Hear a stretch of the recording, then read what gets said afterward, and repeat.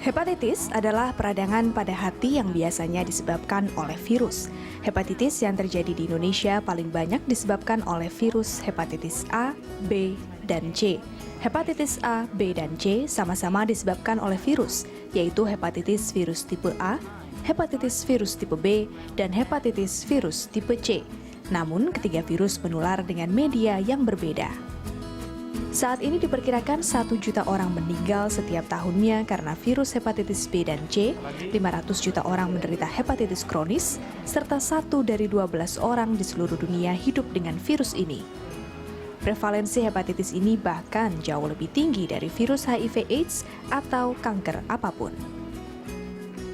Badan Kesehatan Dunia (WHO) menyatakan sekitar 185 juta penduduk dunia mengidap hepatitis C, dan menyebut hal ini bisa menjadi bom waktu yang berbahaya.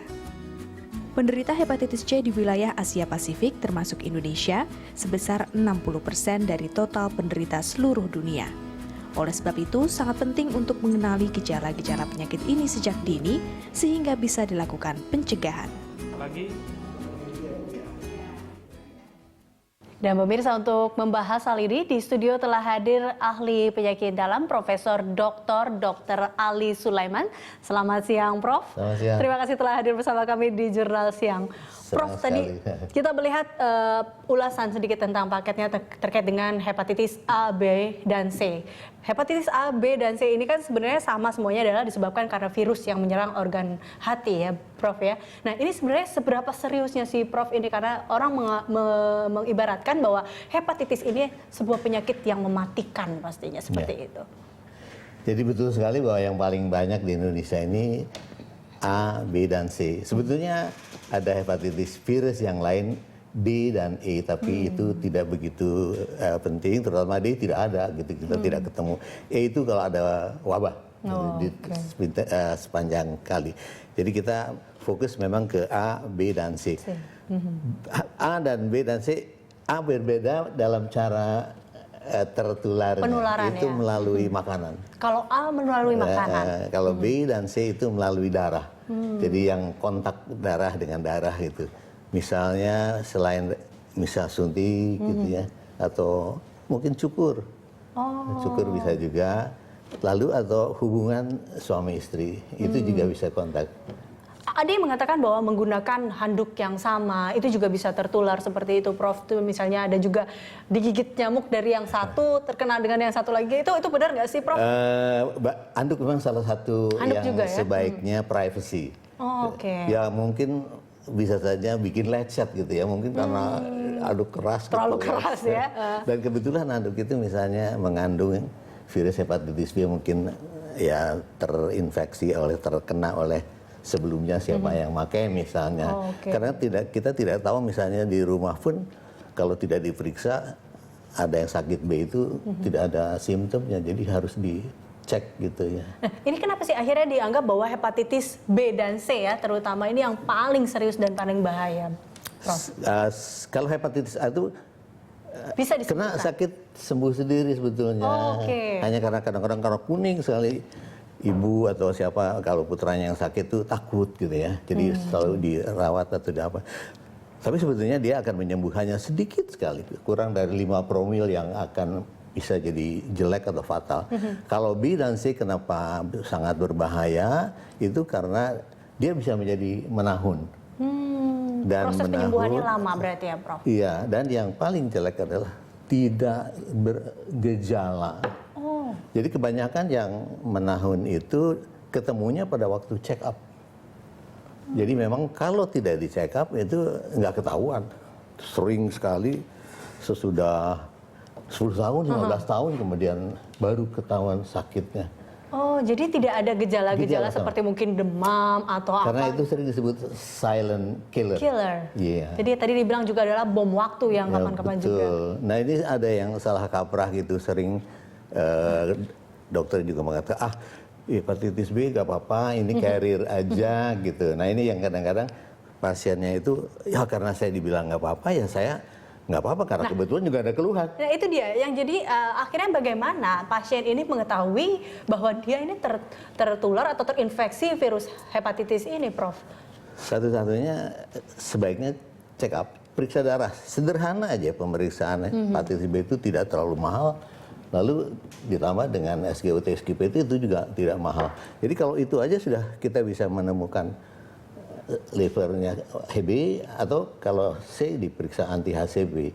Jadi itu sederhana sekali. Dan kalau ketemu misalnya HBsAg biasanya kalau di laboratorium positif, kalau dia sakit harus dilanjutkan pemeriksaannya. Kalau dia misalnya negatif, ini harus dilanjutkan untuk kemudian divaksin. Agar tidak terinfeksi virus ini. Tidak terkena gitu. Karena di Indonesia itu 1 dari 10. 1 dari 10, bayangkan.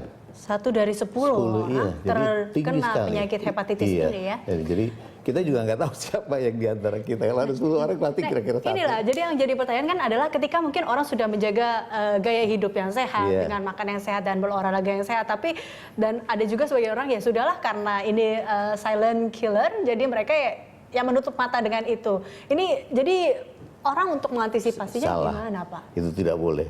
Ya, hepatitis B seperti saya sebut tadi, penyakit bukan penyakit yang jinak. Jadi ini berbahaya ya. Selain jumlahnya besar, tidak memberikan keluhan dan bisa menyebabkan kronik menjadi sirosis dan kanker hati.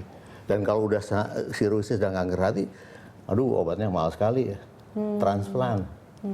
Nah itu kalau sudah kena sirosis juga ada 2 macam. Masih ada pasien-pasien saya yang sirosis dia masih bisa main golf. Tapi on the long run misalnya 5 tahun itu kalau dibiarkan tidak diobati, dia mulai bengkak, mata kuning. Kalau sudah semoterapi itu sulit pengobatannya. Berarti bisa kita katakan bahwa salah satu ciri-ciri atau gejala yang menunjukkan bahwa dia terkena atau terinfeksi virus hepatitis ini mungkin terlihat dari matanya yang kalau kuning. Kebetulan ada, tapi itu sudah terlambat. Itu berarti sudah terlambat kalau matanya sudah kuning, seperti itu, Prof. Jadi sederhana misalnya itu cek aja darah. Harus rajin check up ya, seperti itu. Cek sekali itu positif, jadi jangan dibiarkan. Harus diobati juga.